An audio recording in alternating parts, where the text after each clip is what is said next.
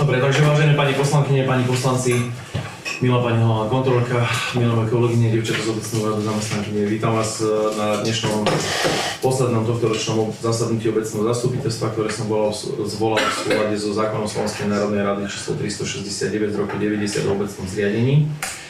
A dovoľte, aby som vám predniesol, a teda na začiatok konštatujem, že zastupiteľstvo uznášania schopné, a dovoľte mi, aby som vám predniesol program, podľa ktorého dnešné zastupiteľstvo bude rokovať. Prvým bodom je otvorenie voľba pracovných komisí, druhým bodom je kontrola uznesení, tretím bodom všeobecné záväzné nariadenie obce Bytarova číslo 1/2025 o miestnych daniach a miestnom poplatku za komunálne odpady a drobné stavebné odpady na území obce Bytarova. Štvrtým bodom všeobecné záväzné nariadenie číslo 2 z roku 2025 o ustanovení miestneho poplatku za rozvoj. Piatým bodom je bod rôzne, šiestým návrh na uznesenie a siedmým záver. Dávam hlasovať, kto je za to, aby sme rokovali podľa takto predĺženého programu.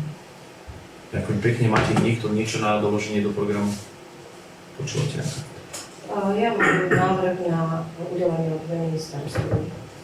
Tak ako zvykneme ten funkčný plat, keď som dala ako to presne neviem, dievčatá to budú vedieť. Myslíš jednorazové? Navýšenie? Áno.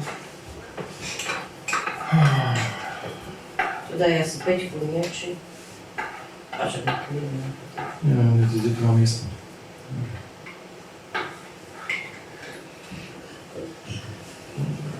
Dám to ako bod 5 a ty dá bod 6 bude, takže 5 bude.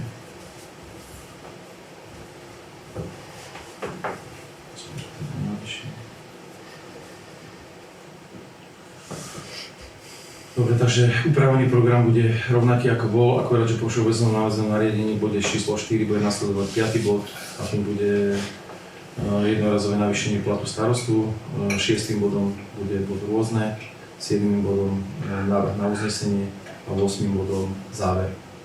Dávam hlasovať, kto je za to, aby sme rokovali podľa takto upraveného programu. Vlastne ďakujem veľmi pekne. Takže otvorenie máme úspešne za sebou a voľba pracovných komisí. Za zapisovateľku si dovolím navrhnúť pani Martinku Bolíbrokovú. Do návrhovej komisie by som poprosil a navrhujem teda pani magistru Balaju a pani inžinierku Kolčiterovú a za overovateľov zapisnice navrhujem pána Branislava Capandu a pána Zdenka Hrimika. To je za to, aby sme pracovali, alebo zloženie komisí bolo v následne prenesenom znení. Ďakujem pekne. Takže poďme bod kontrola uznesení. Na poslednom zasadnutí obecného zastupiteľstva, konanom 19. novembra 2025 obecné zastupiteľstvo schválilo zostav, alebo teda voľbu pracovných komisí obecného zastupiteľstva. Ďalej bralo na vedomie kontrolu uznesení, schválilo žiadosť pani Heleny Mištrikovej na vzájomnú zámenu pozemkov. K tomuto bodu by som, alebo k tomuto uzneseniu by som rád povedal, že pani Helene Mištrikovej bola odoslaná listina zasielka do odporučenia do vlastných rúk, zatiaľ nemá prevzatú, a kde sme ju vyzvali, aby nám vyjadrila svoje záväzné stanovisko, v ktorom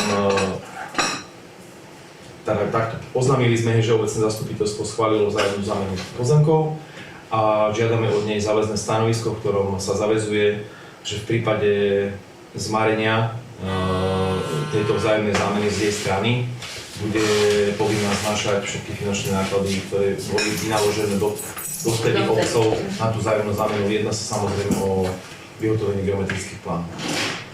Takže ak by náhodou, my keď dáme urobiť geometrické plány, a ja sa priznám, že budeme samozrejme čakať až na to, než nám toto záväzné stanovisko potvrdené príde, a vtedy dáme geometrické plány, aby sme mohli naozaj zrealizovať tú vzájomnú zámenu, ktorá bude predmetom rokovania ďalšieho obecného zastupiteľstva, nakoľko to budeme realizovať z dôvodu vhodného osobitného.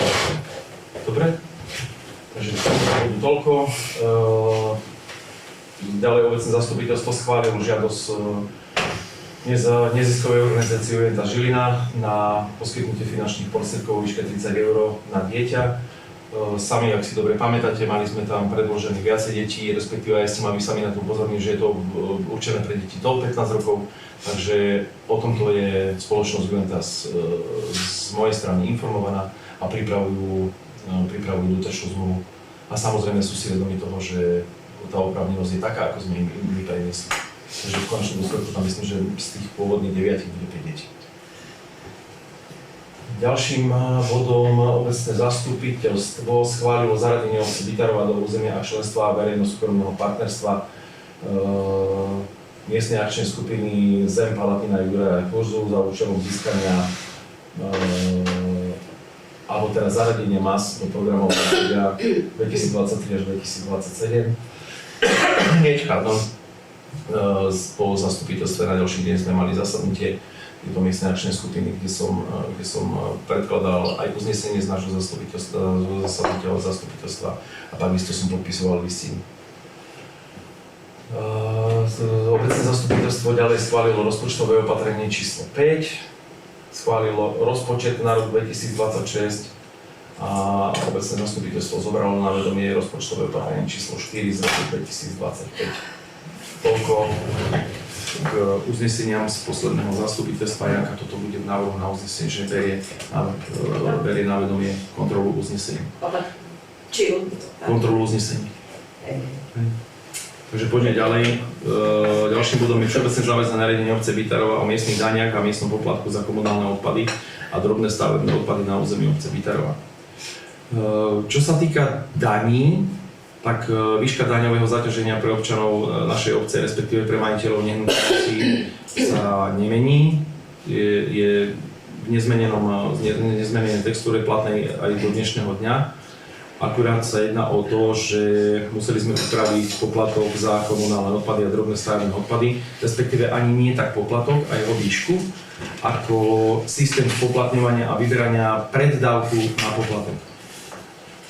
Zároveň by som sa ešte rád vrátil, ak si spomeniete, mali sme v roku 2000, alebo teda na konci roku 2024 som vám spomínal daň za predajné automaty. Spomeniete si na to? 100 € to bolo nie. Áno, máme nastavenú vo výške 100 €. 100 € za predajný automat. Počkajte, ja si toto sám hovorím.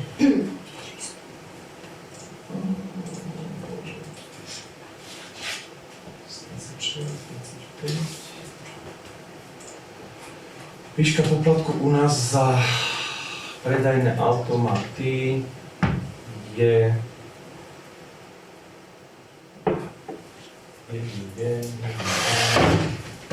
stanovená na 100 € za jeden predajný automat a kalendárny rok obsahujúci v sklade ponúkaného tovaru najviac 10 druhov tovaru, 200 € pri tej istej položke, alebo respektíve pri tých 10 druhoch, ale keď tam súčasťou je alkohol a tabakové výrobky. A samozrejme, keď je to viac ako 10 druhov, tak tam máme tarifikáciu 150 do 300 €. Ak si spomínate, pán František Dedák sa vtedy veľmi nesúhlasne vyjadroval na adresu výšky stanoveného poplatku, tak som sa len chcel opýtať, či ste na to nerozmýšľali, keď som vám toto VZDNko posielal, že či k tomuto naozaj nechcete náhodou nejakú úpravu urobiť. Faktom je, že vždy sa to znesie len na moju osobu, ale nehovorím to preto, že by som sa chcel tváriť alibisticky, nakoľko túto výšku poplatku ja teda osobne zdieľam a som jej pozitívne naklonený. Takže moja otázka bolo len, že či nemáte chuť to upraviť. Keď som si porovnával, naše okolité obce majú absolútne rovnakú výšku poplatku a porovnával som si iné obce. Pravdou je, že myslím si, že keď tam majú, ja neviem, kde si 34 obcí Ľudiča alebo 38 € a tak za tento predajný automat a potom tie násobky rovnako ako máme my, tak sú veci, ktoré sa dajú a ktoré sa nedajú porovnávať. Keď mám mesto alebo obec takú, kde mi predajný automatov mám 50 alebo 100, tak asi zrejme úplne inak to vnímam tú výšku toho poplatku, než keď mám jeden alebo dva alebo žiadny. Takže z mojej strany vystáva voči vám len taká otázka, že či ste nechceli to prehodnotiť, ale ak nie, budem pokračovať ďalej k tým komunálnym odpadom. Chceli ste sa takouto otázkou vôbec zapodievať, že by sme to menili alebo niečo? Dobre, voľne prechádzam teda. Poďme na tie odpady. Takže nielen vám, ale aj obyvateľom našej obce, ako samozrejme poplatníkom za komunálne odpady, by som chcel vysvetliť, že z akého dôvodu a akým spôsobom dochádza k zmene vyberania preddávkových zálohových platieb. Tak ako sme už v minulom roku mali zavedený systém, že si občania určujú frekvenciu vývozov komunálneho odpadu, čiže manipulácií manipulácií so zbernými nádobami, tak tento systém v podstate ostal stále nezmenený, akurát, že v tej zálohovej predávkovej platbe, ktorú budú u nás na obecnom úrade uhrádzať, musia zaplatiť, každý jeden človek musí zaplatiť 26 vývozov s tým, že nie je to vymysel náš, ako vás a mňa, ale je to jednoducho nariadením zákona o odpadoch.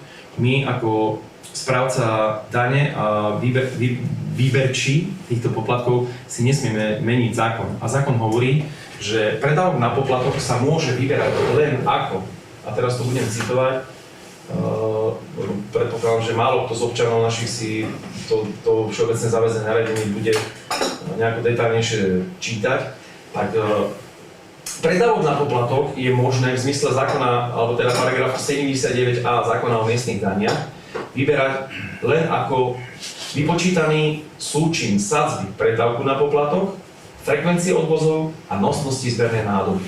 Toto hovorí zákon a my nesmieme vyberať tak, že si premietneme, že na jedného obyvateľa sme vyprodukovali napríklad, ako to bolo v minulom roku, 100 kg komunálneho odpadu a stálo nás tých 100 kg odpadu nás stálo povedzme 0,13 centu, 0,13 eur. Takže nesmieme to my takto robiť, musíme zohľadniť aj výber a výber v podobe tej, že sme povinní zabezpečiť každé 2 týždne vývoz komunálneho odpadu a tým pádom si aj tú našu povinnosť musíme premietnúť do poplatku, alebo teda do preddavku na poplatok. Dúfam, že si to hovorím dosť jasne. Len by som chcel prizvukovať, že mení sa len systém toho zálohovania a potom zúčtovania. V konečnom dôsledku aj tak každý občan alebo každá domácnosť bude naozaj pri zúčtovaní po zdaňovacom období, čiže na budúci rok, v roku 2027 budeme účtovať toto všeobecné záväzné nariadenie a tie poplatky, tak samozrejme, že sa zohľadní, koľkokrát bolo manipulované so zbernou nádobou a koľko bolo vyprodukovaného komunálneho odpadu. Samozrejme, cenu za kilogram toho vyprodukovaného komunálneho odpadu stanovuje súčet všetkých faktúr, ktoré dostaneme od spoločnosti T+T, ktorá nám túto činnosť zabezpečuje. Čiže my budeme vedieť, koľko sme celá obec sme vyprodukovali, poviem, 1000 tón, zaplatili sme za to 100 000 eur, tak logicky 100 eur stojí tona komunálneho odpadu. A prenesenie, koľko to je v kilogramoch. No, nedokážeme na to zmeniť my nič. Ja na toto zákonodarca nemyslel, že by si človek vedel predplatiť to množstvo tých manipulácií. Na to zákonodarca nemyslel, že by takéto niečo bolo možné. A rovnako zákonodarca nemyslel, a príde mi to veľmi nespravodlivé, že zákonodarca nemyslel a zatiaľ to v zákone nie je a dokonca sa s tým ani zatiaľ neuvažuje, že by sa to zmenilo, že by musela každá domácnosť zaplatiť nejakú paušálnu čiastku. Preto, lebo každý občan tejto obce sa spolu podieľa napríklad na vytváraní komunálneho odpadu na verejných priestranstvách, vytváraní komunálneho odpadu napríklad na cintoríne a toto všetko musí niekto zaplatiť. Takže preto nejaká paušálna čiastka by tam bola podľa môjho názoru veľmi odôvodnenou.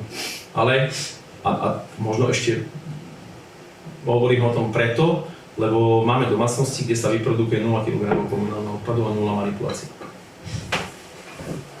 Čo si myslím, že nie je úplne normálne, lebo nedá sa nevyprodukovať žiaden komunálny odpad.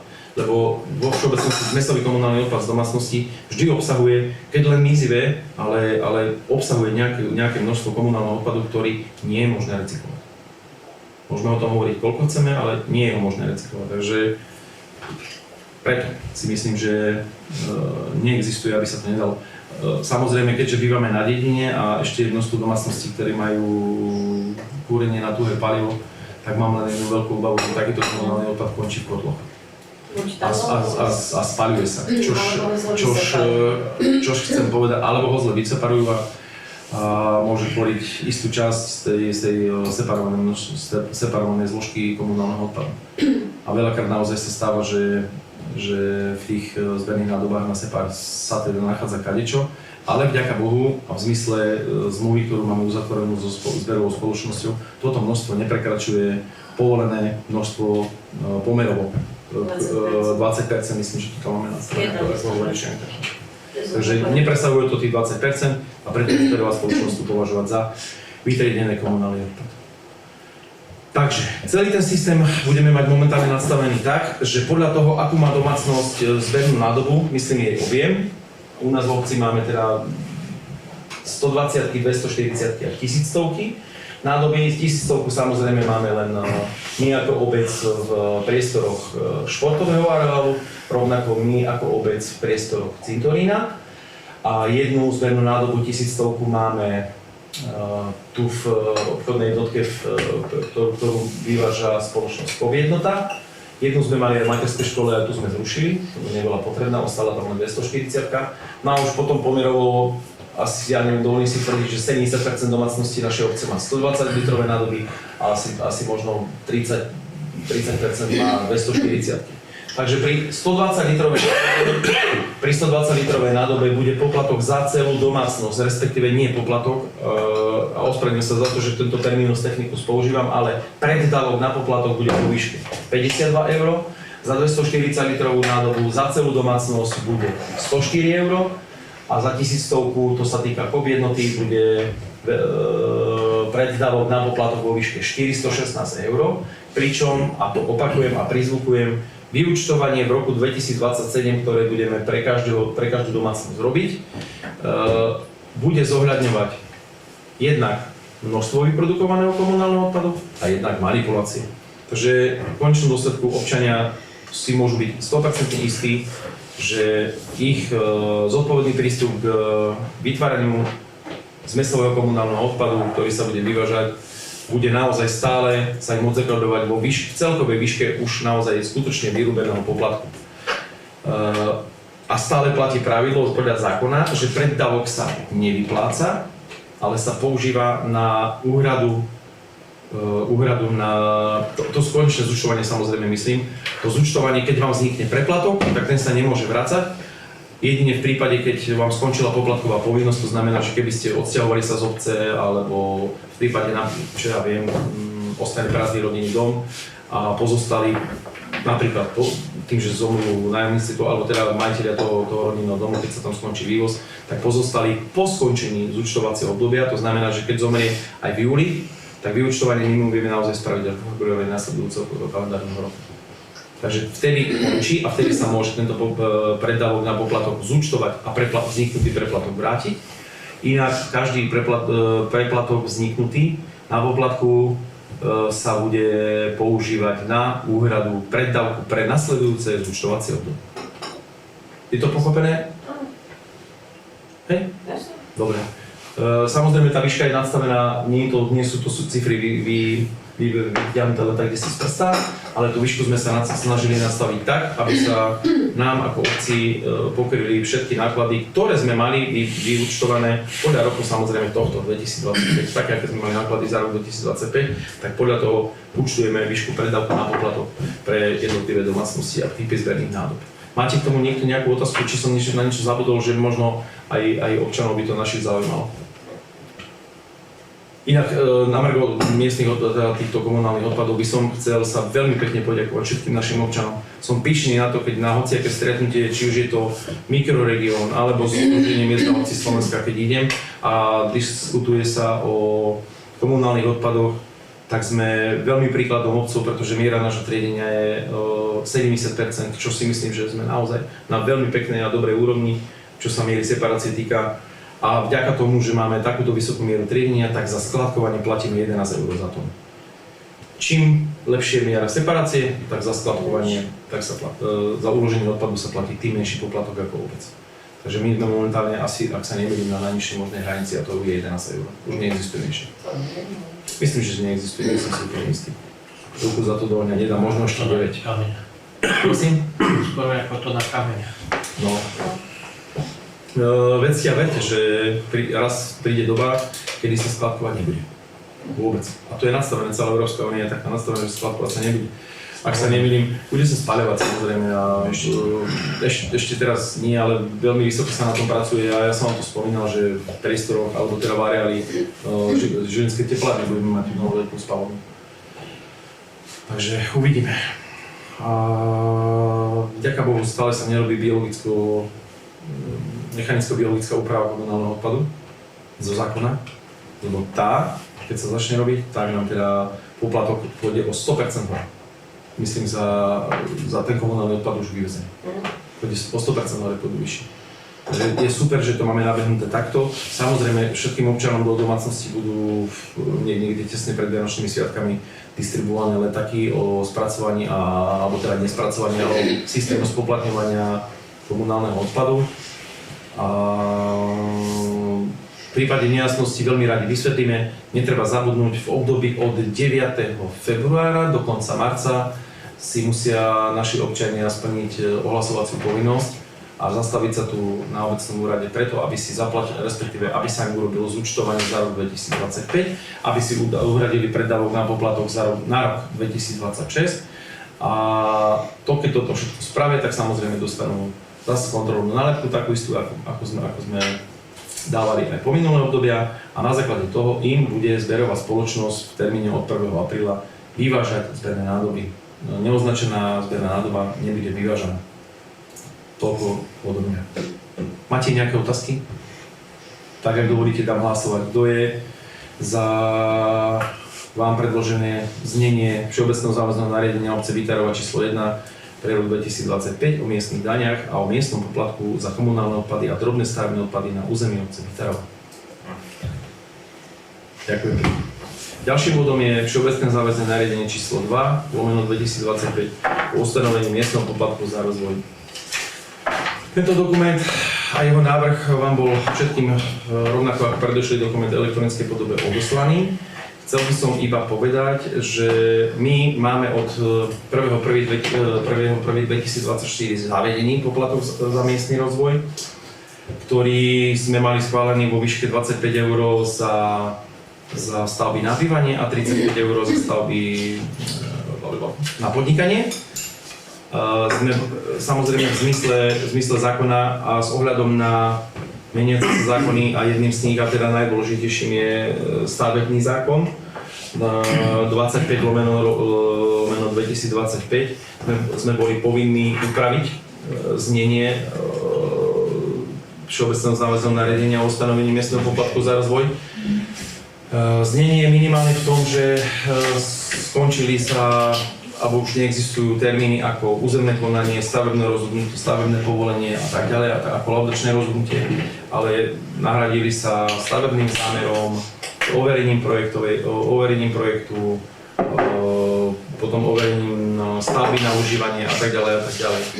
Ale s ohľadom na naríkanie samospráv, a teda predstaviteľov samospráv, sa strana a vláda rozhodla, že nám umožní upraviť výšku vyberaného poplatku za rozvoj a upraviť ho takým spôsobom, že stanoví minimálnu, to je 5 €, minimálnu hodnotu, to je 5 € a maximálnu je 50 €.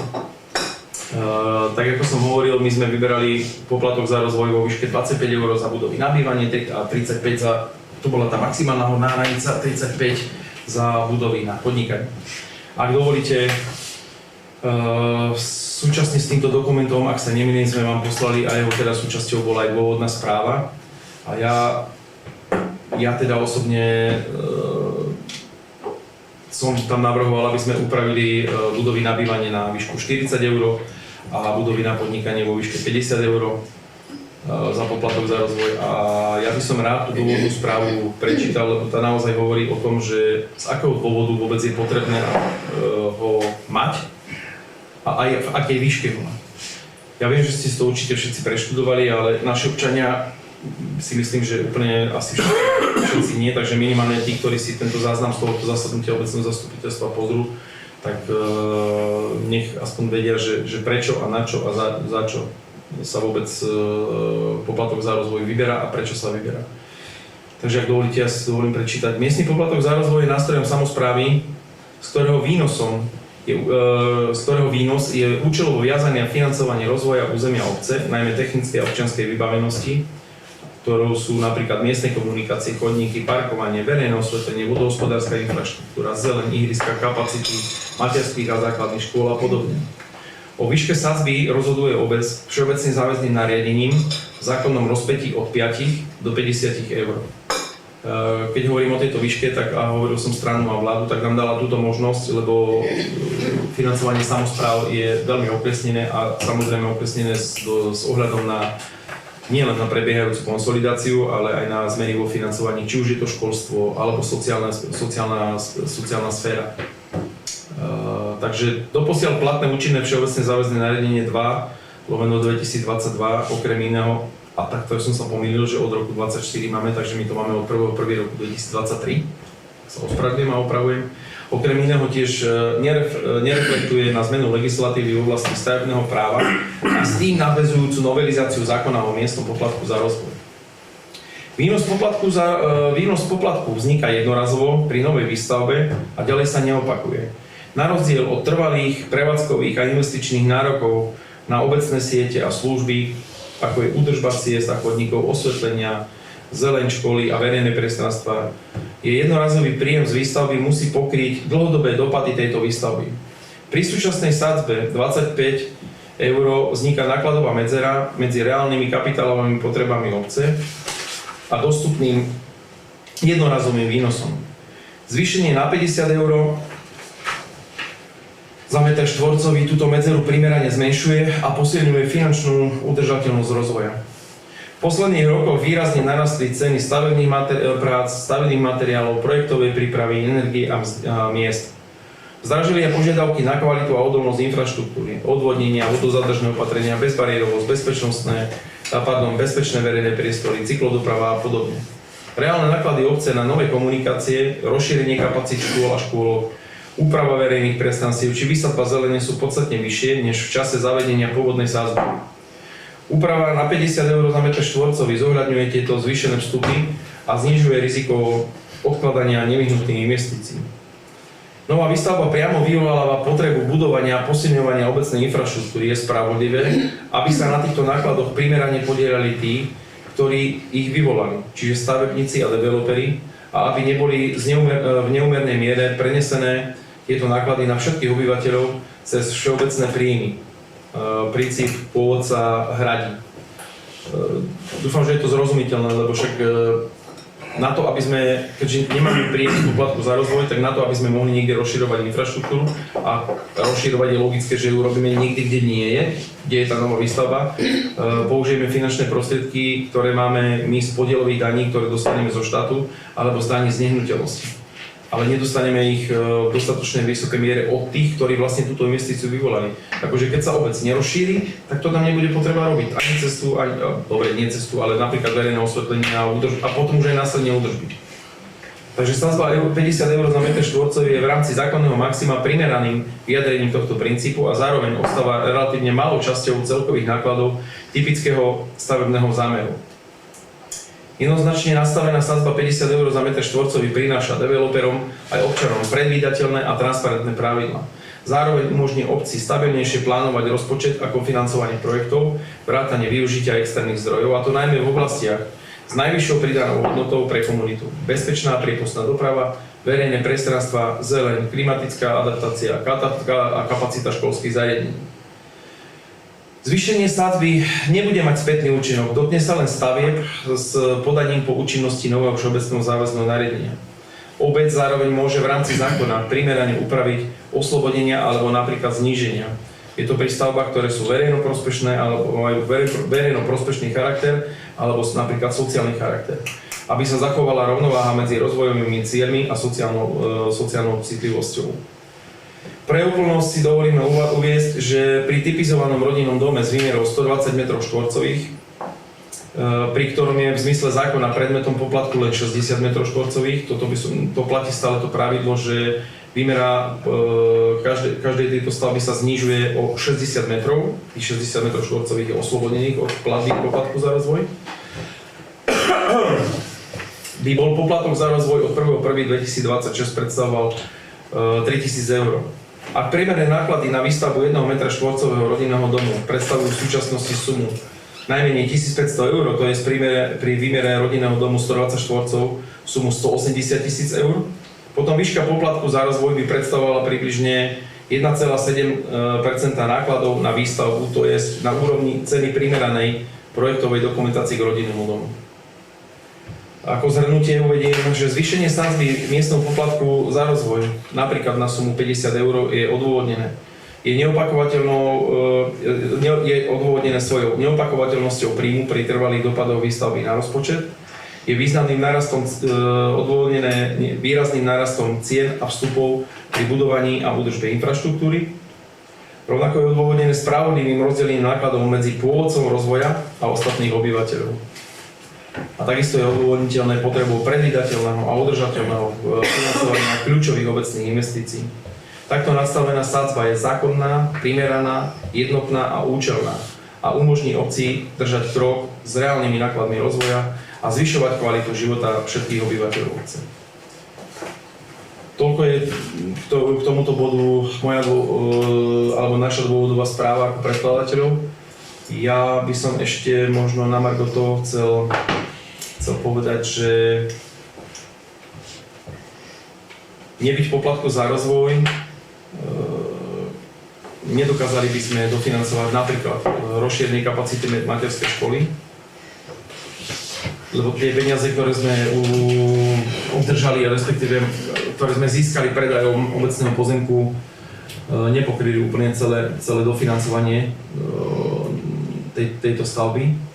A či už to budem ja a spolu s vami tu ako člen, ako starosta, vy ako poslanci obecného zastupiteľstva aj v budúcnosti, verte a vedzte, že poplatok za rozvoj sa stane jednou z základných pilierov príjmu našej obce.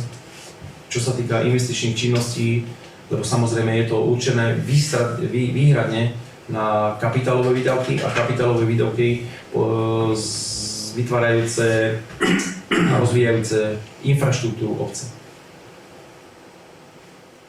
My nemáme tu veľkú priemyselnú zónu, ktorá by nám napríklad ako v obciach, ktoré susedia s takými veľkými fabrikami ako je Kia alebo Mobis, respektíve povedzme priemyselná zóna v Strečne a podobné iné, alebo mesto.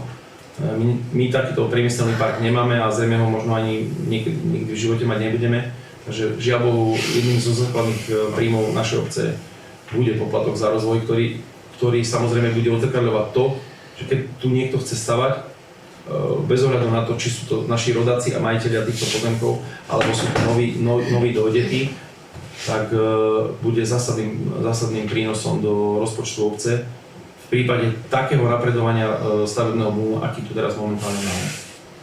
A čo sa týka domácich a tých, ktorí si zakúpia tie pozemky, alebo teda nazvem to cudzích prišielcov, tak zásadný a základný rozdiel medzi domácimi a tými prišielcami je minimálne v tom, že ten domáci, keď stáva na svojom vlastnom pozemku, tak už tá prvotná investícia, a nie je malá, vôbec investovania do kúpy toho pozemku pre neho odpadá. Keď si zoberiete naozaj to porovnanie, ja neviem, 600, momentálne sa tu radové pohybujeme, dobrý pozemok sa tu dá kúpiť ale fakt, že za dobrú cenu je asi 100 eur za metr štvorcový. To sa akože dobre kúpi u nás v obci. Takže keď si zoberiem 600 alebo 500 metrový pozemok, tak koľko peňazí vynaloží ten, kto si tu kúpi ten pozemok a ešte musí teda stavať a kúpuje ho s tým, že chce tam stavať dom. A ako hovorím, tie alebo teda tá výška toho poplatku za rozvoj nie je zase taká strašná, vysoká v porovnaní s cenou celej tej výstavby. Takže za mňa toľko to. Ja som síce navrhol tú cenu na 40 eur na budovy na bývanie a 50 eur, aby sme to mali aspoň nejako odstupňované, aj keď je pravdou, že spracovateľ tohto všeobecného záväzného nariadenia, ktorý mi ho pomáhal spracovať, mi navrhoval, aby sme ani nerozmýšľali, aby sme využili tú maximálnu možnú mieru, ale zase myslím si, že nejaký ten rozdiel by tam v tomto mal byť, aj keď som presvedčený, že asi stavieb na podnikanie a priemysel tu ako takých mať nebudeme veľa. zrejme nikdy, lebo však ten priestor momentálne taký, aký máme, tak je už vyplnený, čo sa týka tej priemyselnej časti. Aj keď predmetom prebiehajúcich zmien a doplnkov číslo 2 k nášmu územnému plánu je rozšírenie tohto územia a tá možnosť toho rozšírenia tam stále je. A či sa to stane, alebo sa to nestane, ak sa to stane, tak niekto, kto bude mať na svete, tak bude za to spokojný, že takýto poplatok máme zavedený a schválený a priniesie to prospech hlavným obyvateľom tejto obce. Takže za mňa toľko, neviem, čo by som k tomu ešte povedal. Ak máte, čo sa chcete opýtať, alebo chcete nejakým spôsobom sa pohybovať, alebo teda navrhovať nejaké iné ohodnotenie toho poplatku za rozvoj, alebo neupravovať ten pôvodný nastavený, nechám vám to na vás. Ja za mňa, dovolím si, ja som navrhol, aby sme vyberali poplatok za rozvoj vo výške 40 za budovy na bývanie a 50 za budovy na podnikanie. Toľko z mojej strany, dovolíte sa napiť trošku vody a máte slovo, nech sa páči. My sme mali 35 či 25. 25 sme mali na bývanie a 35. No vtedy vravíme, že to je málo, ale sme to nejako nechceli hrotiť. 25 sme mali na bývanie a 35 sme mali na budovy na podnikanie. Ja to chápem, aj tie stavené materiály, práce idú hore, všetko. Už sme to miliónkrát povedali. Všetko ide hore krom platov. Ale aj tie idú, čo rozprávaš, veď. Počúvaš to všade, Jožko, počúvaš to všade, že áno, máš pravdu. priemerná mzda sa zvyšuje. Priemerná mzda je 1680 eur a potom sa vypočuje, že 80% ľudí ju nezarába. To všetci vieme, Jožko, sám neviem, či mi dáš alebo nedáš za pravdu. Reálne, kto ide stavať dom? Ten, kto na to má, musí na to mať peniaze. Ja viem, že mladí ľudia, keď idú stavať, je to jasné. Ale sa rozhodne zadlžiť na celý život. Presne, a to som chcel povedať, že mladý človek, ktorý bežne zarábajúci, aj keď, čo dnes je, koľko si vrala tá priemerná mzda? 1000. No, tak asi človek s tou priemernou mzdou tú chalupu stavať nepôjde, lebo keď sa zadlží, vravíš, na celý život a myslím, že viac ako 30 rokov sa ani nedá zobrať hypotekárny úver a nemá šancu to za toto zvládnuť. Vôbec. Takže to tak dokonale nepôjde. Aký sa nezmení celý ten systém, alebo respektíve to mzdové ohodnotenie a celé národné hospodárstvo, tak asi to tak nepôjde. Takže sami viete, že pomerovo u nás na počet rodinných domov, ktoré stavali developeri a ktoré stavajú súkromní investori, to nazveme akože samostatne jednoducho obyčajní ľudia, tak sme tak, dovolím si tvrdiť, 50 na 50. Teraz posledné dobre. Teraz určite. Teraz sme 50, neviem, či je to dobré. Ja by som, takto. Developerské projekty sú pre nás ako obec veľmi výhodné a dobré sú v tom, že developer stáva ucelený kompaktný celok stavieb, kde vytvorí infraštruktúru a vytvorí v zmysle, že urobí cestu a potom postaví domy, skolauduje to, najskôr cestu skolauduje, potom skolauduje domy a následne odozdáva, to nechce. On túto správu nechce a keď už stavia tú cestu, tak v prípade takýchto developerských projektov si dovolím tvrdiť a neklamem vás a poviem to otvorene, trošku inak sa stávate, alebo staviame my, alebo ja voči tomu developerovi, aby to nevyznelo, že sa vydiera. Chcete odozdať? Áno, bude tam aj osvetlenie. Vieš to na tých občanov, keď tu idú stavať a idú odozdávať tam cestu, niekedy v budúcnosti, tak za prvé, stavia to jeden a budeme dlho čakať, aj on sám bude dlho čakať na to, než sa mu zaplní celý ten priestor, aby celú tú ťarchu napríklad tej prístupovej komunikácie neznašal sám. Kým sa nedajú dohromady ako spoločenstvo vlastníkov, Zden to dobre hovorím však. Keď sa dajú ako spoločenstvo vlastníkov a celé sa na to poskladajú, aj toto je skvelá cesta. Lebo keď budú predávať pozemky, nech sa páči, ale už je to celé zaplatené. Všetci sa na to spolu podielajú. Kdežto naťahovať človeka, ktorý si kúpi niekde na konci, kde si pod horou, a teraz to berte akože obraz, kúpi si pozemok a k nemu musí vybudovať, ja neviem, 75 alebo 100 metrov cesty, on sám. A teraz on ju musí zaplatiť a logicky, ako on k tomu príde, keď ju zaplatí celú tú cestu, keď k nemu ešte je ďalších 10 pozemkov, ktorí mu už nikdy v živote za to peniaze nedajú. Takže v tomto je za mňa to pozitívum tej developerskej výstavby, že developer, keď toto robí, celé to spraví, on si to preniesie do konečnej ceny diela, a do tej predajnej a čistá robota a máte správené, máte urobené verejné osvetlenie, máte tam správnu cestu a dovolím si tvrdiť kvalitne. A toto sú developerské projekty, ktoré momentálne v obci našej, jeden je v podstate dokončený a ďalšie 3 sa pripravujú. A tie 3, o ktorých hovorím, to som vám spomínal, že napríklad pri našej potrebe asfaltovania a havarijného stavu minimálne 2 komunikácií, ktoré tu v obci máme, ten príjem z toho poplatku za rozvoj bude alfa a omega toho, že či to dokážeme alebo nedokážeme robiť. A podotýkam, samozrejme, sú to stavby na bývanie. Aj keď to je to developerský projekt, ale je to stavba na bývanie, nie na podnikanie. Aj keď s tým podniká, ale stavia konečným dielom, ktoré stavia, tak je to stavba na bývanie. Takže toľko to by som možno chcel. A čo sa týka tých drobných stavebníkov, je mi to veľmi ľúto, ale niekto povie, to mi vybudujete u mňa pred domom, potom tú cestu, alebo cestu nie, ale cestu si musíš mať ty sám spravenú. A my na tej ceste potom budeme robiť údržbu. Idete si urobiť vodovod, aj vodovod chceme stavať. Keď sa nám podarí z environmentálneho fondu Ministerstva životného prostredia vybaviť finančné prostriedky, stále tam bude naša spolúčasť. Aby ste vedeli, projektová dokumentácia, poslal mi, respektíve v pondelok mi má poslať pán inžinier Remiš túto cenovú ponuku, na základe ktorej budeme robiť objednávku. Tak projektová dokumentácia na rozšírenie siete verejného vodovodu, o ktorom už tak dlho a často rozprávam. A konečne máme zosúladené aj pozemky, aj vôbec jej umiestnenie rádové vyjde okolo 30 až 35 000 eur. Z čoho to máme zaplatiť? Takže toto sú investície, ktoré keď my chceme robiť, to je len projektová dokumentácia, nehovoriť o tom, že samozrejme na tej stavbe bude asi 5. Neviem, počul som, že sú stavby, alebo teda projekty, napríklad rozšírenie siete verejného vodovodu vraj aj bez spolúčasti. Neviem, ako to je úplne presne možné, ale keď som si pozeral ja naozaj na stránke environmentálneho fondu, alebo teda ministerstva životného prostredia, tak to bola spolúčasť 5%. Zoberte si, tá stavba bude stať 700-800 000 eur. A 5% z toho. Z čoho ich zaplatí? A chceme to robiť. Takže toto je presne to, že na čo používať poplatok za rozvoj. Za mňa to už nebudem o tom sa viacej rozšírovať. Chcete niekto niečo, kľudne máte slovo vy. Ja viem, že nie je to ľahké a ešte možno jednu maličkosť. Že vyjde mi strašne vysoký poplatok za rozvoj, ja neviem, 5 000 eur. Že to je brutálne veľa peňazí. No ale pre 5 000 poplatok za rozvoj si urobte, že 5 000 deleno 50, že koľko štvorcových metrov stáva toho domu. A prečítajte si to, môžete 60 štvorcov. Že aký dom rodinný stavia. Čiže tá stavba logicky nie je 120, to nie je 120 metrový domček, to je 200 metrová hacienda a domček 20x10 to už je 30 krát domček.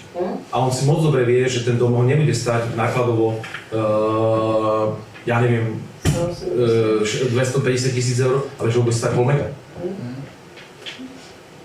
Tak pri pol mega to 5 000 nie je nič. Takže tak. A naozaj sa dajú stavať domčeky a výterové také máme, ktoré majú rozlohu naozaj 100 alebo 110 m2, minus 60, naozaj. A samozrejme, hneď v okamihu, keď sme schválili prvýkrát ten poplatok za rozvoj, tak to vlastne áno, že to bolo s platnosťou od 1.1. to bolo, keď bol volebný rok, tak za prvé stretol som sa s tým, že som si sám sebe podrezal konár. Za druhé, že už starostom akože neexistuje, ma nikto zvolil. Za druhé, okamžite sprška nadávok, že sme zdierači a zlodeji a neviem čo.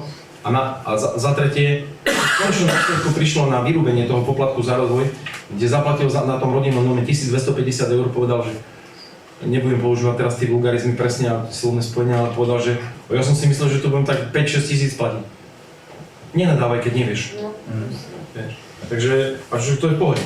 To je dobré. Takže takto. Ja teda osobne, aj keď pán, s ktorým sme sedeli a navrhovali sme to, on mi bral, nechajte si 50 všetko, ja by som aspoň trošku chcel rozlíšiť tú stavbu na podnikanie a tú stavbu na bývanie. A malinko aspoň tých 10 eur od nejakým spôsobom oddeliť od toho zámeru bývania a podnikania. Takže môj návrh je 40 na bývanie a 50 na stavby na podnikanie. A samozrejme s tým, že je to na vás. Ak máte nejaký iný návrh, veľmi rád a dám za to hlasovať. Nemáte nikto nič? Takže môžem dávať hlasovať. Takže prosím vás pekne, dávam hlasovať, kto je za schválenie Všeobecného záväzného nariadenia číslo 2 pre rok 2025 o ustanovení miestneho poplatku za rozvoj v predloženom znení, pričom pre úplnosť sadzba za meter štvorcový na stavby na bývanie bude 40 € a sadzba za ostatné stavby bude 50 € za meter štvorcový. Nech sa páči, hlasujte. Kto je proti? A kto sa zdržal hlasovať? Vlastne už nemusíme, takže máme Za 5 a 2 za 5 proti. a menovite, prosím. Mhm. Martinka, poznačte si dobre proti pán Krimik a Jožko. Dobre, ďakujem pekne. Poďme k ďalšiemu bodu. Janka, ty si chcela jednorazové navýšenie mzdy. Nech sa páči.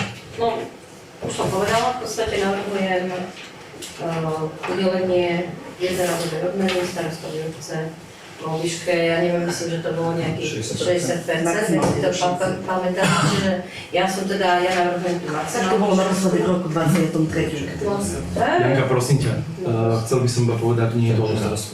Aha, Nie je to odmena, je to iba zvýšenie mzdy. Zvýšenie, Obecné tak. zastupiteľstvo má právo upravovať mzdu starostu v zmysle tom, že môže mu percentuálne navyšovať jeho mzdu. Buď dlhodobo, alebo napríklad jednorazovo, tak ako ste to robievali do roku, ako hovoríš, Lenka 23 naposledy. 23. bolo. Áno. no, tak to je môj návrh a ja mám dať hlasovať za to? Nie, určite nie. Tvoj návrh, dobre, Pravda. bere na vedomie, to je 60%. Preto ti vravím, že Akože za mesiac, jednorazové navýšenie za mesiac december vo výške 60%. Ďakujem pekne. Máte niekto k tomu, prosím vás, niečo? Môžem dať hlasovať? Dobre, dávam hlasovať za to, kto je za, aby bolo starostovi obce jednorazovo navýšená mzda za mesiac december vo výške 60% jeho tarifnej mzdy.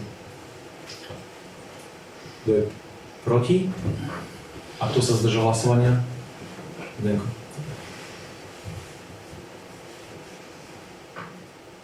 Ďakujem pekne. Poďme na bod. Veľmi pekne vám ďakujem. Snažím sa. Robím prácu, ktorá ma baví, ktorá ma naplňa a v ktorej vidím, ako to povedať, že niekde zmysel a nejaké naplnenie mojich ambícií v zmysle tom, že vidím niekde svetelko na konci tunela a že sa chvíľkami dajú, a ospravedlňujem sa za vulgarizmus, niekedy aj z hovna vyčerpniť. Ale ďaká Pánu Bohu, takto, ešte na margo toho, ale to bude možno potom nakoniec na záver. Vedzte a verte, že bez dobrej spolupráce s vami všetkými by to nebolo možné a pevne verím a dúfam, že si tento štandard zachováme a že naozaj vaše myšlienky budú tak motivačné a tak podporujúce pre túto obec, ako boli minimálne do dnešných dní. Takže, ale to nechám potom ešte na záver si takéto rečnenie. Takže prosím vás pekne, v bode rôzne, ak dovolíte. Chcel by som nielen vám, ale chcel by som aj obyvateľom našej obce prečítať. Dostal som dnes, a to bolo respektíve, bol som dohodnutý, že na dnešné zasadnutie obecného zastupiteľstva príde pán Karol Cáder, ktorý je, myslím, že konateľom spoločnosti Agrobánova SRO a chcel nielen vás, ale občanov našej obce informovať o momentálnej situácii, čo sa týka obhospodarovania pozemkov v našom katastri, alebo teda v katastri našej obce. Ako všetci dobre viete, spoločnosť Agropodhorie je v súčasnej dobe v konkurze. Majú obrovské pohľadavky, neviem, či to sa správne vyjadrujem, alebo voči ním sú vedené veľké nedoplatky, či už to je zo strany štátu na sociálnom poistení, na zdravotnom poistení, rovnako nielen ako nám, ale aj mnohým iným obciam, respektíve všetkým obciam dlhujú platby za dane z nehnuteľnosti, čiže za užívanie tých pozemkov, ktoré obrábali. U nás je to zhruba 5 000 eur, tesne cez 5 000 eur však, to mám za 2 roky. Za rok 24 a za rok 25 majú neuhradené tieto pohľadavky. A určite ste si všimli, že niekde neskoro na jeseň tohto roku začali, asi v októbri alebo začiatkom novembra, boli také šumy a začalo sa mulčovať na tých pozemkoch a vykonávala to spoločnosť Agrobánova. To je ten pán Cader, s ktorým sa tu na niečo dohodli a nič z toho nepovedal? Jeho otec. Otec. No však oni to boli spolu. Ja neviem, čo to A na čo sme sa dohodli? No my sme tu mali si nejaké ceniny a niečo sme sa tu dohadovali a vlastne potom z toho úplne padlo, pretože ani nešli vôbec do toho, bral to úplne niekto iný. Ja, áno, to bolo pôvodne, keď sme riešili OVS-ku na prenájom pozemkov. Som to dal Jožkovi. Našich obecných pozemkov sme robili OVS-ku. A bolo celkovo, to neboli Jožkovi. Jožkovi alebo... Nie, naše obecné. Všetky naše obecné. Však ale všetky naše obecné máš. No. Alebo respektíve Evka. Čas má Evka a čas má Jožko. No a my keď sme robili OVS-ku, tak vtedy vlastne áno, boli tu Caderovci a predkladali svoj záujem a ono to vyznelo, že sa tu licitovalo a že ja dám viacej. Ale v konečnom dôsledku aj tak nakoniec do tej OVS-ky prišiel iba so svojím návrhom Jozef a prišiel pán Závodný ako zastupca spoločnosti Agro Podhorie. Dobre? Alebo teda vtedajšie Oragro. To bolo. Takže dnes je situácia taká, že všetky pozemky respektíve, a to teda, ak dovolíte, vám prečítam. Dobrý deň, posielam vám stanovisko spoločnosti Agro Bánova SRO k hospodarovaniu poľnohospodárskych pozemkov v katastrálnom území obce Bytarová. Ako viete, spoločnosť Agro Podhorie SRO sa dostala po rokoch fungovania v roku 2024 do problémovej situácie a už na jeseň 2024 nerobili potrebné poľnohospodárske operácie na pôde. V roku 2025 nerobili žiadne úkony na pôde a dostali sa do nie ideálnej situácie. Ako som povedal, sú v konkurze, to je úplne skrachované. Po viacerých rokovaniach predbežnej dohody a rozhodnutí našej spoločnosti sme na pôde vykonali agrotechnické úkony a pripravili ju tak, aby sa na nej dalo hospodáriť v ďalšom roku. Momentálne prebiehajú posledné rokovania a podľa finálneho znenia dohody by naša spoločnosť Agro Bánova SRO mala vykonávať od roku 2026, teda od 1. januára 2026, poľnohospodárske úkony na ornej pôde. Rokuje sa tu ešte aj k trvalým trávnatým porostom. Čo je pre vás dôležité, že od roku 2026 bude spoločnosť Agro Bánova SRO vyplácať obciam dane za ornú pôdu, ktorú bude užívať alebo hospodarovať a zároveň bude platiť nájomné občanom a vlastníkom, ktorých parciel sa to týka.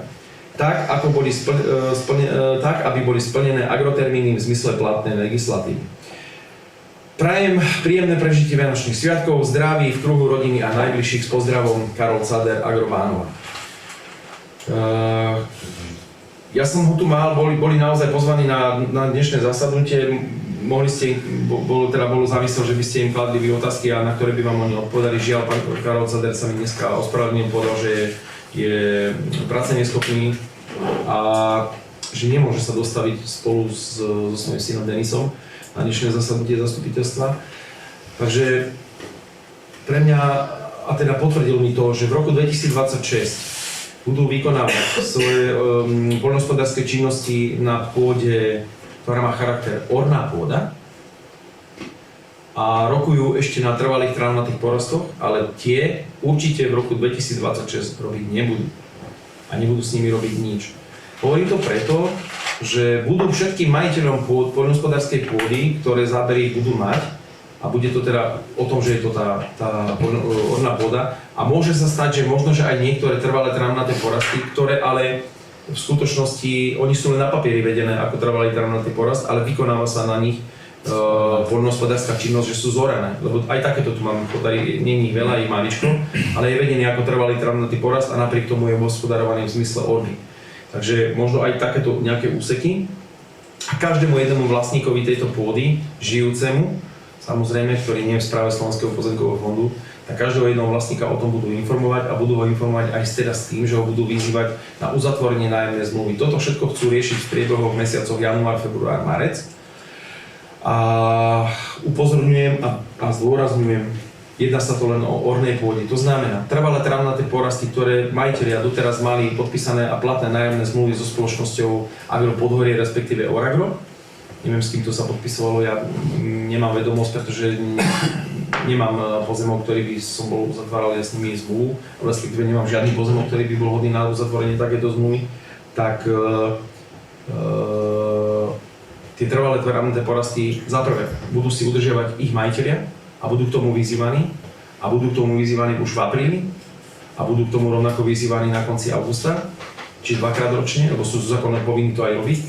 A za druhé, rovnako aj platby, čo sa daní týka, budú prenesené na týchto majiteľov. Takže myslím, že to nie je dôležité, či niekto z vás vlastní alebo nevlastní. Hovorím to preto, lebo občania naši, ktorí si budú pozerať záznam z tohto zastupiteľstva, tak aby boli o tom informovaní. Ja sa samozrejme budem snažiť, a aj to spravím určite nejaký článok na stránku obce a rovnako aj do úradnej tabule budeme informovať našich občanov, ale to budeme informovať ich vtedy, keď mi pán Cader v januári predloží zoznam pozemkov, ktoré mienia pokračovať v poľnohospodárskej činnosti. Takže len toto som vás chcel informovať, dúfam, že som povedal všetko, čo sa tohto bodu týka. Ďalej, čo som chcel povedať. Prosím vás pekne, na poslednom zasadnutí obecného zastupiteľstva 19.11., keď sme riešili rozpočet na rok 2026, tak sa ma Juka pýtala, položila otázku, že eviduje zvýšenie transferu na telovýchovnú jednotu o 1 000 eur. Ja sa veľmi ospravedlňujem, Juka, že som ťa informoval mylne o dôvode tohto zvýšenia. A informoval som ťa z toho dôvodu, že pozeral som si faktúry, respektíve keď sme aj sedeli ako výbor telovýchovnej jednoty, tak sme si poradali faktúry, ale ja som sa nepozeral do nich hĺbkovo. Chcel by som vám povedať, že to zvýšenie nie je spôsobené tým, že pribudlo nám jedno mládežnícke družstvo, čo je doraz a za čo som šťastný. A na margo tohto by som chcel povedať, som šťastný, že každý rok nám pribudne niekoľko desiatok detí. A na základe tohto, že nám pribudnú tie deti, tak na základe toho sme cítili my potrebu a preto sme si ako telovýchovná jednota, alebo respektíve sme si, ťažko sa mi to odosobne, ja som tajomníkom telovýchovnej jednoty a zároveň ISS manažerom, predsedom telovýchovnej jednoty Rado Martiník, ale však to všetci dobre viete.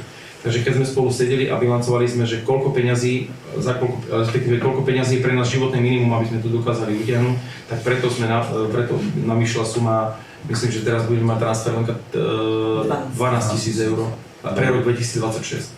Tak na tejto sume sme sa, že to dokážeme nejako ukľapkať a chcem povedať, že prečo. Ak chcete, veľmi rád vám kľudne bez problémov predložím všetky faktúry za celý rok a v podstate všetkým vám sú aj prístupné vyúčtovanie je predložené do účtovníctva obce. Takže vďaka Pánu Bohu za to, že za mládež ako takú, a to v tomto bode som ťa zle informoval, za mládež ako takú si v súčasnosti prebralo povinnosť platby za delegované osoby Slovenský futbalový zväz. Vďaka Pánu Bohu. Takže zo strany Slovenského futbalového zväzu cítim to ako podporu. Na druhej strane musím povedať, za každé dieťa alebo za každého člena telovýchovnej jednoty my platíme členské, neplatia si to jednotliví hráči, takže platíme členské. Potom existuje tzv. Skrátke ISSF systém, a to je informačný systém slovenského futbalu. Tak za tento informačný systém slovenského futbalu platíme poplatok ako klub, že nám prevádzkuje ten systém a za každú správu osobného konta musíme platiť poplatok Slovenskému futbalovému zväzu.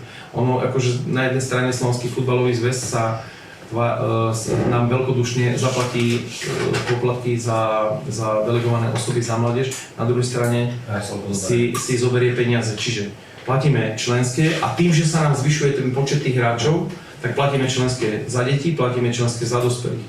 Ono sa to možno zdá, že to nie je veľa. Dospelí sú 10 eur, myslím, že členské. Nechcem vás zdržiavať a nechcem tu teraz nadrobné. Myslím, že 10 eur sú dospelí členské a 7 eur sú deti. Správa osobného konta je každý človek, každý mesiac 50 centov.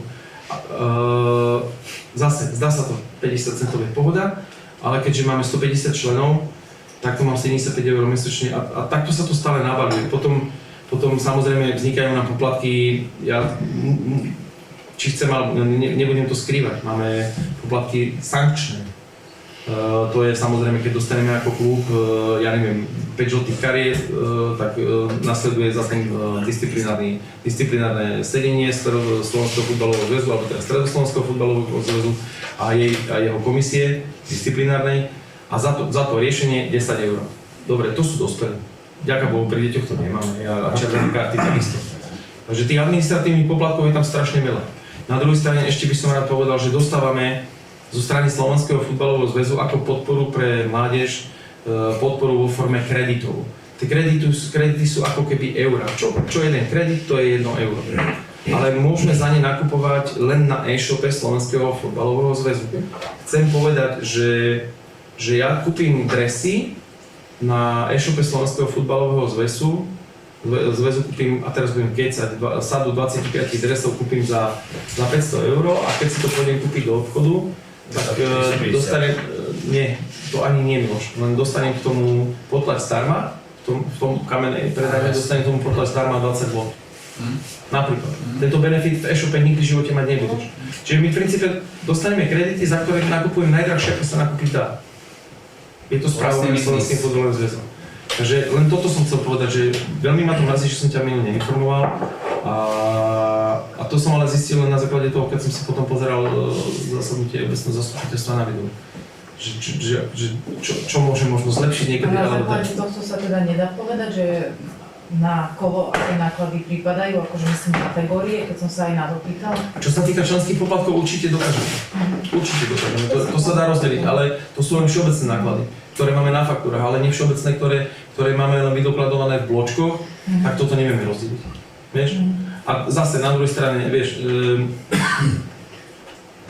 kúpime občerstvenie v podobe napríklad, neviem, čapuje sa na futbale sa čapuje pivo a kofola a ostane nám kofola, tak potom nemusím míňať peniaze ja svoje vlastné a nemusím deťom kupovať kolu alebo niečo, keď ideme na zápas, ale vyčapujem im tam, za to nikto nezaplatil, ale zaplatí to klub. My sme ho mohli predať, ale sme ho nepredali, nechali sme ho deťom, vieš. Takže takto treba vnímať, že to sú vždy také spojené nádoby. Takže len toto som chcel vysvetliť. Potom mám tu, pripomenuli mi dievčatá zamestnankyne úradu a ja im za to ďakujem. Chcel by som ešte veľmi pekne poprosiť, máme pár zabudivcov v obci, ktorí ešte nemajú uhradené dane na to, že je dnes 12. decembra, už by hádam aj dobre by bolo hádam, aby to bolo aj zaplatené. Takže len toto. No a na záver, ja by som len chcel ešte v bode rôzne trošku zbilancovať rok 2025.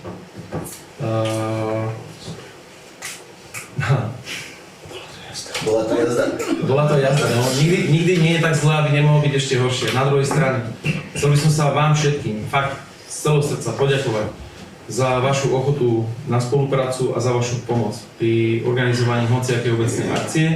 Tí, ktorí môžete a tí, ktorí tam prídete, tak tam prídete, ja som za to vďačný. A možno o to viac si to vážim a mohli by si to možno o to viacej vážiť aj naši spoluobčania, alebo si to, ja neviem, či to ne, že ani vy sami, keď som vám ja sám navrhol tu, aby ste si zmenili sadzobník svojich odmien, v zmysle tom, že za zasadnutie takéhoto obecného zastupiteľstva máte 17 eur v hrubom a za spoluorganizovanie takej kultúrno-spoločenského podujatia, alebo hociakého obce, alebo teda hociakého podujatia organizovaného obcov, máte 15 eur v hrubom a vy ste odmietli takúto zmenu tohto, tak si to vážim, viem, že ste hovorili a ja zastávam rovnako tento váš názor, že túto robotu nerobíte preto, že to chcete pre peniaze robiť, ale preto, že máte záujem na tom, aby obec smerovala smerom takým, ktorý dokážete ovplyvňovať aj vy. Takže moc vám za to ďakujem a som pyšný na to, že sa nám vďaka Pánu Bohu podarilo zrekonštruovať a nastaviť materskú školu. Som šťastný, že sa nám podarilo ešte vybaviť aj z environmentálneho fondu peniažky na ten malotraktor. To je brutálne dobrá vec na údržbu verejnej prostranstiev a verejnej zelene. A keď sme kedysi kalváriu kosili po 2 ľuďoch celý týždeň, tak dneska máme pokosenú za 7 hodín. A úplne, že na paradu, to je pasie. radosť na tom robiť, takže som šťastný, že to takto máme vyriešené. Teraz som ešte kúpil, keďže nám ostalo, mali sme dosť našich prostriedkov, tak sme dokúpili za traktor valčekový posypač miesto toho rozmetadla, lebo furt sa tam šnek lamal a až keď sme ho kúpili a došlo k prvému zlomeniu toho šneku v tom valci, tak až vtedy mi predajca povedal, že to je na oný, to je na svoj. To nie je na kamene. Ja mám brutálne dať. Je to posypač cestný, ale nie je to na kamene, na 4.8, ale je to na svoj. Respektíve prach, vieš, liadek môžeš, alebo MPK prachov.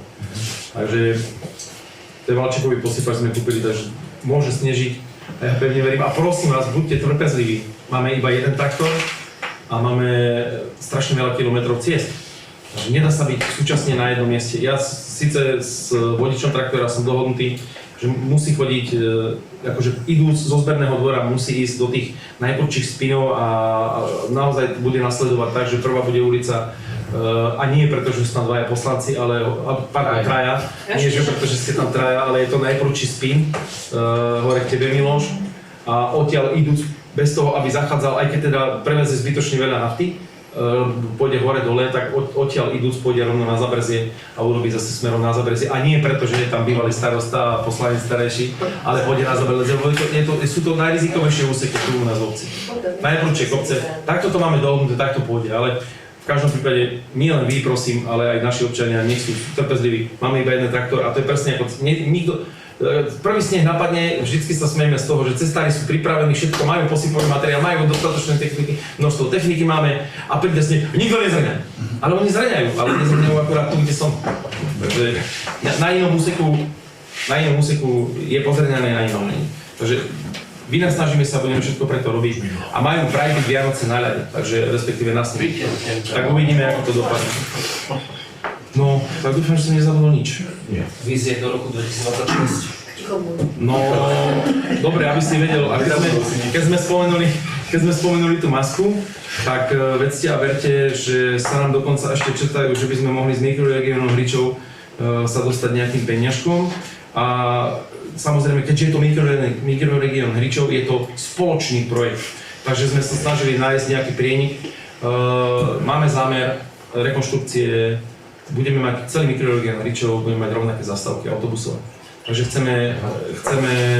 chceme robiť rekonštrukciu a nie, že zastávka nepozostáva tá budka, ale je to vrátanie. Veľmi dobre hovoríš, Ivka, nesmie sa, myslím to smrteľne vážne. Veľmi dobre hovoríš, že by sme napríklad, keďže nie je tá potreba, záleží všetko o tom, že koľko bude finančných prostriedkov. Hneď by tam išlo aj osvetlenie a pripravili by sme sa na prechody, s tým, že by tam boli vieš prechodové osvetlenia a už z tej masky zase budeme napríklad môcť realizovať potom už samotnú tú, lebo prechodcov je zložitá vec, to nie je, že len namaľovať zebru. Tam musí ísť zámková dlažba, chodník, nástupy, bezbariérovosť a podobné veci, vieš? Takže toto všetko na to pripravujeme, takže keď hovoríš o 26. áno, toto by nám mohlo výjsť v spojitosti mikroregiónu Hričov a zároveň aj tej masky. Samozrejme v 26. roku projektovú dokumentáciu mám tu, už robíme inžiniering na stavebné povolenie na revitalizáciu športového areálu, kde sa postavia dve tribúny, multifunkčné ihrisko a zrekonštruuje sa existujúce multifunkčné ihrisko. A už by som mal mať do konca roka 100% urobenú projektovú dokumentáciu na vodozádržný chodník, ktorý bude Kopanice, to máme ten do pri Sobolovcoch, môže to byť? Áno, to sú Kopanice. Takže vieme všetci od Laďa, alebo teda pri pánovi Sobolovi na zastávku. Takže toto všetko sa pripravuje a ja pevne verím a dúfam, že aj vďaka poplatku za rozvoj a príjmu z neho teda sa nám podarí spolufinancovať tieto projekty a bez problémov to zvládnuť a teda aj s tým, že hneď na jar, niekedy v rozhraní mesiacov apríl a máj by som bol rád, keby sa asfaltovalo minimálne lokalita Kubraňovica Pandovi a ak nám vystačia finančné prostriedky zase k poslancovi samozrejme, ale to nie je dôležité, že k poslancovi, ale hore jednoducho za Uliska alebo teda lokalita Podajom, tak toto keď sa nám podarí vyasfaltovať, tak ešte by som chcel aj na Zabrezi. Máme tam nejakého poslanca? Teraz momentálne nemáme. Na Zabrezi. To by som rád tiež tam dorobil, ale chcem podotknúť na Zabrezi občania, ktorí tam už majú vlastne zaplnenú stavebnú kapacitu. tak sa chcú spolu podieľať na výstav, alebo teda na tom asfaltovaní s tým, že nejakým spôsobom by sme participovali povedzme 50 na 50 na tých nákladoch, ktoré by tam bolo potrebné. Ale toto je zložitejšie v tom, že oni tam ešte nemajú verejné osvetlenie a hlavne všetci budú chcieť optickú sieť. A keď doriešim so spoločnosťou Kinet a Stredoslovenskou distribučnou tú optickú sieť, tak vtedy by som bol ochotný investovať peniaze obecné do toho, aby sme zaasfaltovali tú ulicu. Lebo inak to nemá význam, na čo zaasfaltujeme za 2 roky, potrebujeme tam dorobiť verejné osvetlenie, potrebujeme tam dorobiť trebárskú optiku. Aby to tam bolo, aby sa to nerozkopalo. Lebo bez uražky, dúfam, že mi dáte za pravdu. Kde vyasfaltujeme, bude stavať na území. Nebude sa porušovať, nie prekopávať. Vyzveme, urobte si, čo máte a hotovo. Nič, ja neviem, 5 rokov alebo niečo. A to si zastaneme sa spoločne so stavebnou komisiou. Ten územný plán ešte ako máme. Výborne.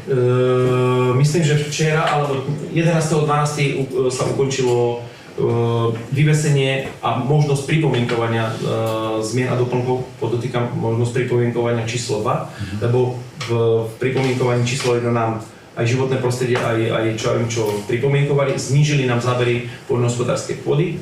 Motýliky, žabky. Žabky a vzácne rastlinky a podotýkam hydromeliorácie. Tak o toto nám znížili zábery poľnohospodárskych pôd a prešlo a museli sme teda na základe toho upraviť ten návrh zmien a doplnkov a ten sa znova dával na prerokovanie. 11.12. skončil termínovosť, kedy sa mohli predložiť námietky. Boli predložené zo strán tých dotknutých orgánov rôzne veci, ale žiadne zamietavé, len opravy v textúre. Doplňte v texte toto. Takže spracovateľka toto teraz má dorobiť do konca januára. Predpokladám, že na budúci rok niekedy marec, apríl, respektíve som presvedčený, že na prvom zasadnutí v budúcom roku, myslím zasadnutí obecného zastupiteľstva, budeme schváľovať územný plán. A jeho zmeny a doplnky číslo 2. Dobre? Ešte sa chcem, či už sa nemôžem pýtať. Môžeš? Čo sa týka tej zabíjačky na budúci rok, čo bude niečo? Budeme robiť fašienky. Ja videli, neviem, či bude schôdza, dopredu bude schôdza. Minimálne bojová porada, čo sa týka... Minulé sme vedeli, že nejaká informácia. Áno. To bolo to 14. 14. No. To som sa chcel, nevedel som, že 13 alebo 14. 13. je piatok. Valentína. A ozaj áno, máte, tak, ako hovoríš, piatok 13. februára bude školský ples vo Horkách. Nedám ešte fašienky. V sobotu 14. februára, ale budeme sa ešte... My sa o tom ešte budeme rozprávať. Ďakujem za otázku, Miloš. 14. februára v sobotu budeme robiť fašengové slávnosti obce Vitarova po dlhej dobe, lebo však nemali sme na to priestory. Takže konečne sa vrátime do toho pôvodného zabehnutého rytmu, že mali sme úctu k starším, ďaká Bohu, mali sme Mikulášov stáli, teraz nás čaká fašengové slávnosti 14. februára 2026. Srdečne sú všetci pozvaní a vás všetkých samozrejme budem potom prosiť o pomoc. Takže z môjho pohľadu v bode rôzne, ak ešte chcete niekto niečo, nechcete? Za mňa som skončil. Poprosím návrhovú komisiu alebo členky návrhovej komisie, aby prednesli návrh na uznesenie. Obecné zastupiteľstvo schvaľuje upravený program obecného zastupiteľstva, poplatok za komunálne odpady, respektíve zmeny systému. Janka, všeobecné záväzné nariadenie číslo 1/2025. Ja už som unavená, vravím, to už mám tu. To sme všetci. Číslo 1 z roku 2025 za komunálne odpady. Potom všeobecno, vidíš, už by to ani nemôžu. Záväzné nariadenie číslo 2 z roku 2025 o ustanovení miesta poplatku za rozvoj. Ďalej návrh na udelenie jednorazovej odmeny, respektíve navýšenia mzdy za mesiac december starostovi obce. No a berie na vedomie kontrolu uznesení, znenie listu od Adel Banovajzer o informácii o projektoch uskutočnených počas uplynulého roku, informácie o stave územného plánu obce a o fašenových slavostiach. 14.2.2026, neviem, či som niečo nehovorila. Asi nie. Vysvetlenie zvýšenia transferu, to je? Berie na vedomie. Áno. Vera si hovorila, informácie, áno, si hovorila, dobre.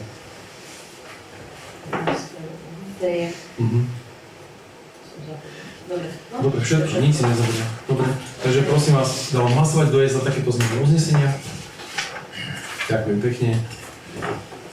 Na záver som hovoril, že sa poďakujem na konci, ale znova opäť, ďakovania nikdy nie je dosť. Chcem sa vám všetkým veľmi pekne poďakovať za spoluprácu. Chcem sa veľmi pekne poďakovať dievčatám z obecného úradu, že sú také šikovné, že si robotu robia. Takže je rado sa na ne pozerať. Martinke ešte prajem, keďže ešte len začala, tak Martinke prajem, aby mala pevnú výdrž, pevné nervy aj so mnou teda, aj s našimi občanmi, lebo ešte len teraz Martinka vám začne krst ohňom, keď sa budeme riešiť zúčtovanie poplatkov za komunálny odpad a následne potom dane. Takže držím vám palec, aby vám to išlo úplne pod ruky. Aneka, takisto tebe ďakujem za spoluprácu. Nielen vám a vašim rodinám, ale všetkým našim občanom si dovolím zaželať prežitie naozaj že krásne, pohodové vianočné sviatky a ich teda prežitie v kruhu najbližších. A do nového roku hlavne pevné zdravie a úsmev na tvári. Keď budeme mať zdravie a keď bude dôvod, aby nám to vylodzovalo úsmev na tvári a nebude to spôsobené opiatmi, tak to bude úplne skvelé.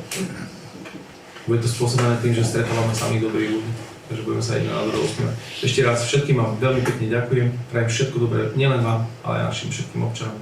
A teším sa na budúcoročnú spoluprácu. Čaká nás naozaj, vedzte a verte, či chceme alebo nechceme. Čo sa týka finančných prostriedkov, určite veľmi ťažký rok. A čo sa týka práce, to nebude jednoduché, lebo máme na vymýšľaných množstvo rôznych výziev. A ja to cítim ako výzvu, že toto keď dáme, tak budeme úplne skvelé a super. A ešte bude volebný. Ale prosím. Myslím, že už je dokonca termín vyhlásený, neviem, či v oktobri alebo nebolo volené. Áno, Zdenko? Ja by som chcel ešte poďakovať pracovníkom obce, že očistili cestu na Zábrezie, síce súkromné